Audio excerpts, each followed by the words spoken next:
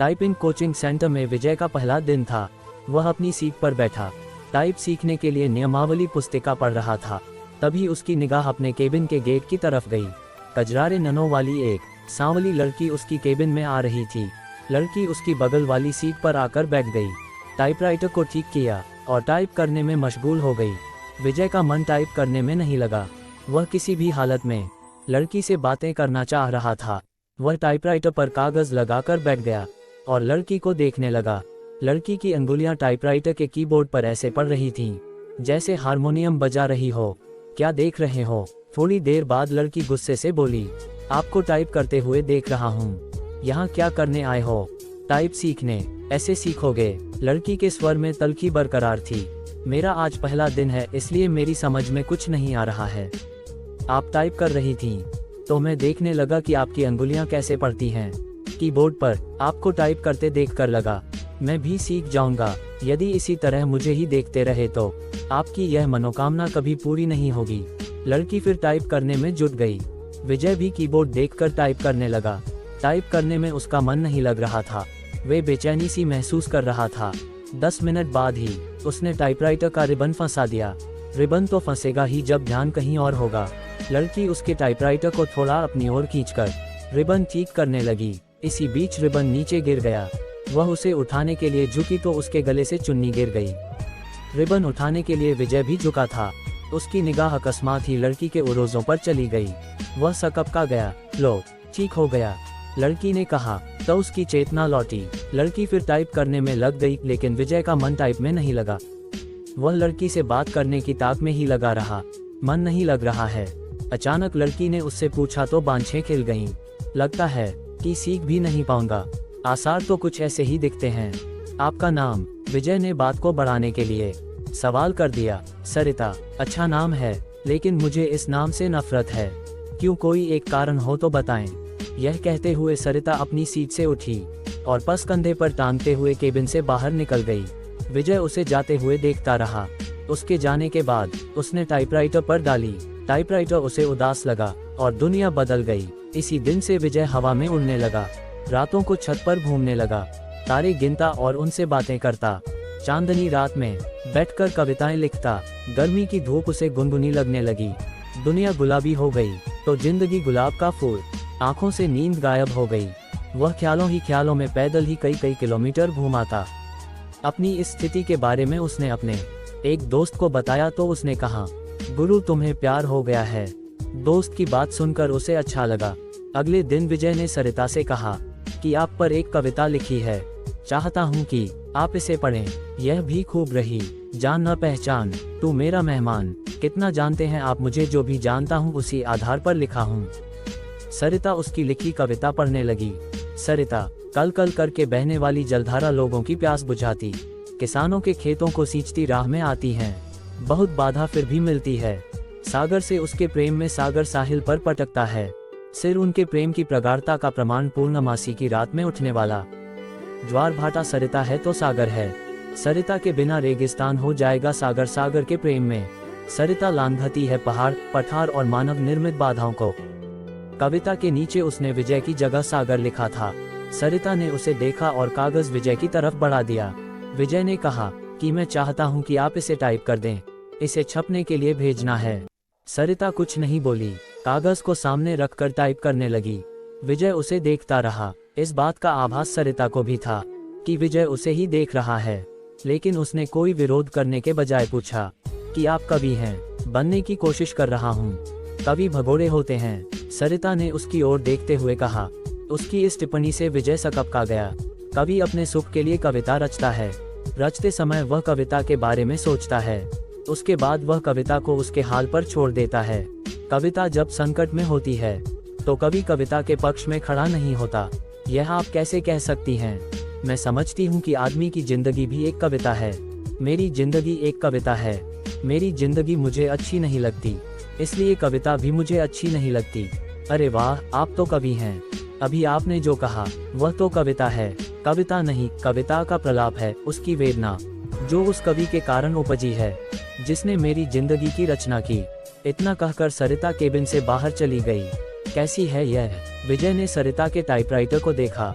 लगा जैसे टाइपराइटर किसी शोक गीत की रचना में मशगूल है। प्यार की खुशबू। आज उन्होंने बातें अधिक की। उनके वार्तालाप को देखकर टाइपिंग इंस्टीट्यूट चलाने वाली मैडम ने उनके पास आकर कहा कि आजकल तो तुम काफी खुश हो सरिता।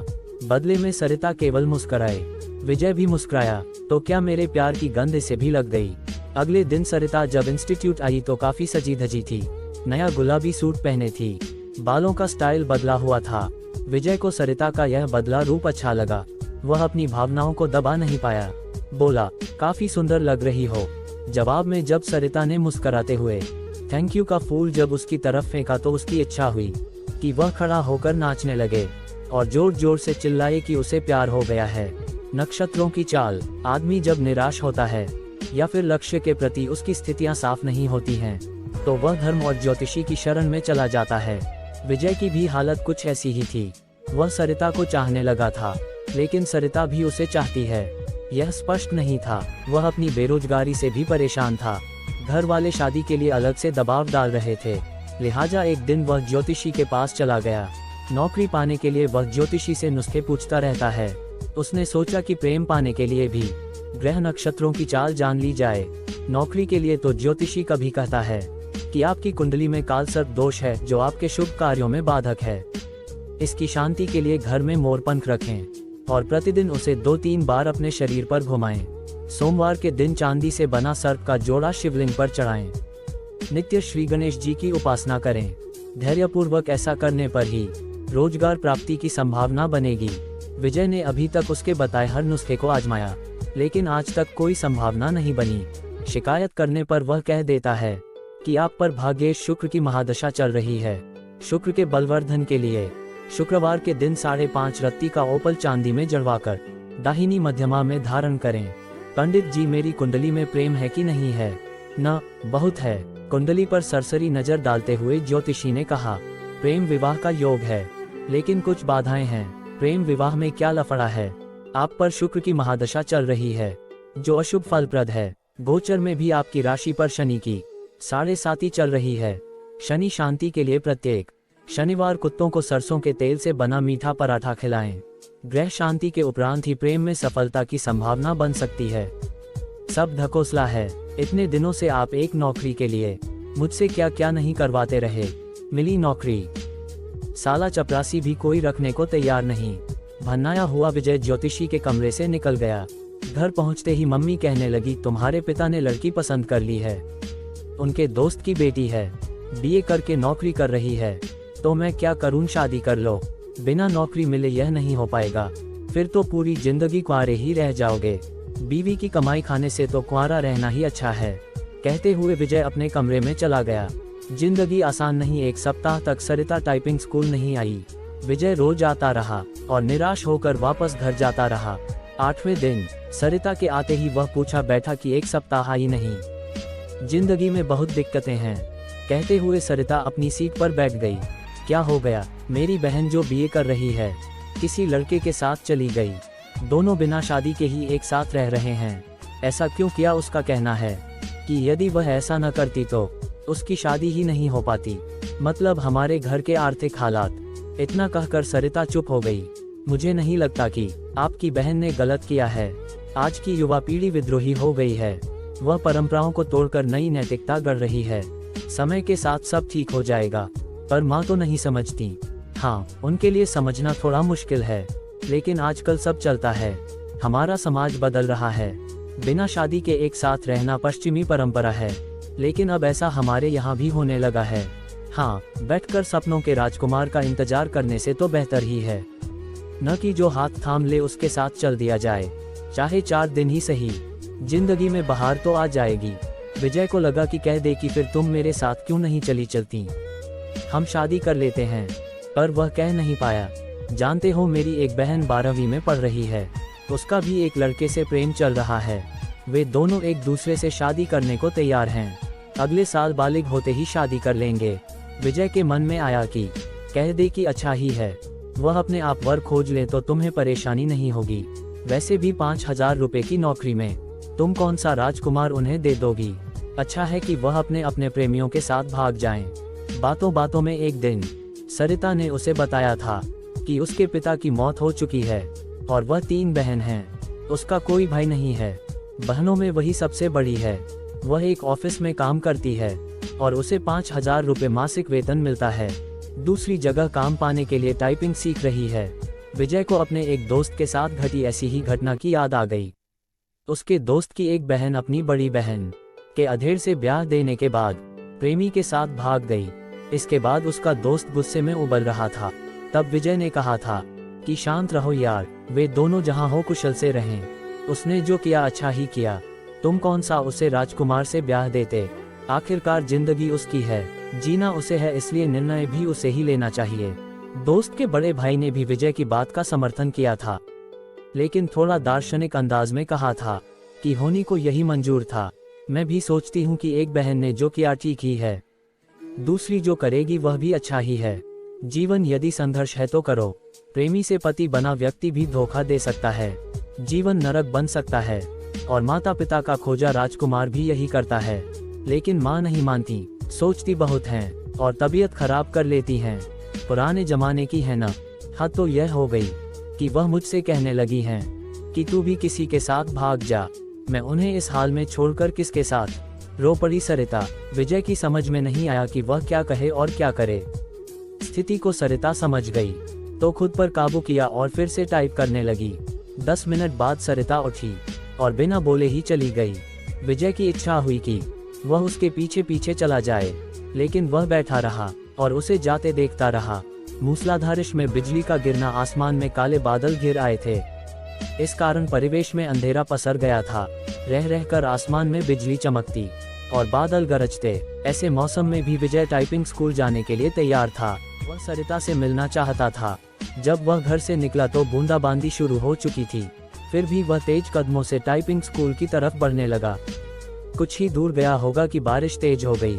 सड़क पर चल रहे लोग भागकर किसी छांव में खड़े हो गए, पर वह अपनी मस्ती में भीगता हुआ चलता रहा। इंस्टीट्यूट पहुंचकर उसे पता चला कि सरिता नहीं आई है। इतनी बारिश में आने की क्या जरूरत थी।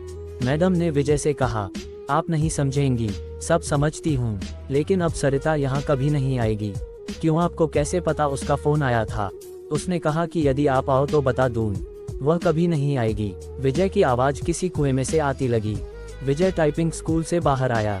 बाहर मूसलाधार बारिश हो रही थी। जैसे ही उसने नीचे की ओर कदम रखा, जोर से बिजली चमकी और बादल गरजने लगा। विजय संज्ञा शून्य सा भीगता हुआ घर की तरफ चल पड़ा। उसने सोचा कि वह सरिता के घर जाएगा, लेकिन उसके घर का पता तो मैडम दे सकती हैं। यह सोचकर वापस पलटा, लेकिन तब तक टाइपिंग स्कूल बंद हो चुका था। भीगते हुए घर पहुंचा, तब तक उसका शरीर बुखार से तपने लगा। लगभग 15 दिन वह चारपाई पर पड़ा रहा। जब कुछ ठीक हुआ तो 20वें दिन टाइपिंग स्कूल पहुंचा। मैडम नहीं मिली। यह सिलसिला 15 दिनों तक चला। 16वें दिन उसे मैडम मिली। उसे देखते ही बोल पड़ी कि काफी कमजोर हो गए हो। उस दिन बारिश में भीगा तो बीमार हो गया।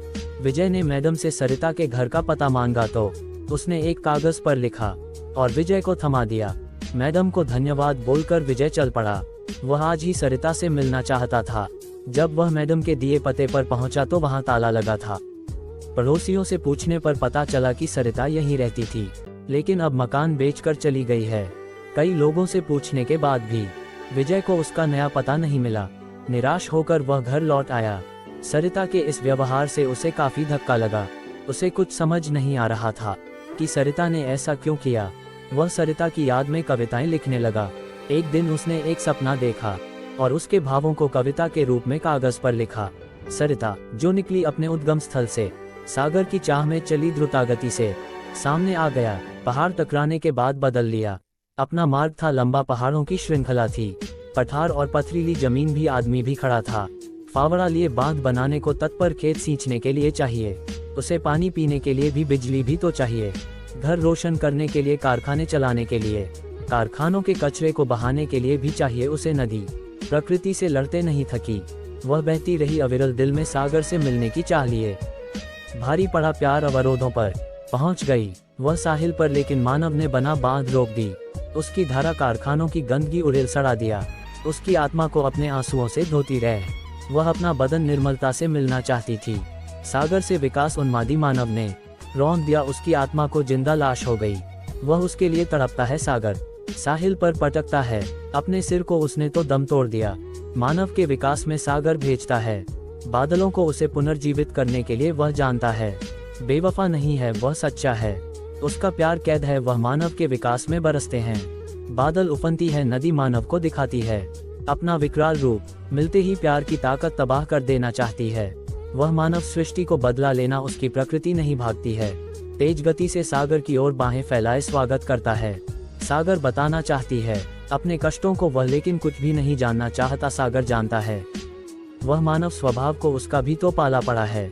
इस स्वार्थी प्राणी से विजय की इस कविता को पत्रिका में छपे 1 माह से अधिक हो गया है, लेकिन उसके पास इस बार भी अब तक सरिता का कोई पत्र या फोन नहीं आया है। उसे उम्मीद है कि एक न एक दिन सरिता उससे संपर्क जरूर करेगी। जब से वह कविता प्रकाशित हुई है तब से वह फोन की प्रत्येक घंटी पर चौंक जाता है। यही नहीं, हर रोज पोस्टमैन का बेसब्री से इंतजार करता है, और जब उसके आने का समय खत्म हो जाता है तो वह उदासी के समुद्र में डूब जाता है। तो दोस्तों, ये थी हमारी आज की कहानी। उम्मीद करते हैं आपको पसंद आई होगी। आपका क्या कहना है इस कहानी के बारे में? कमेंट करके हमें ज़रूर बताएं। वीडियो को लाइक करके चैनल को सब्सक्राइब कर लीजिए। साथ में घंटी को दबाकर ऑल पर सेट कर लीजिए ताकि आने वाली वीडियो आपको तुरंत मिले। मुझे दीजिए अगले वीडियो तक इजाज़त। तब तक के लिए धन्यवाद।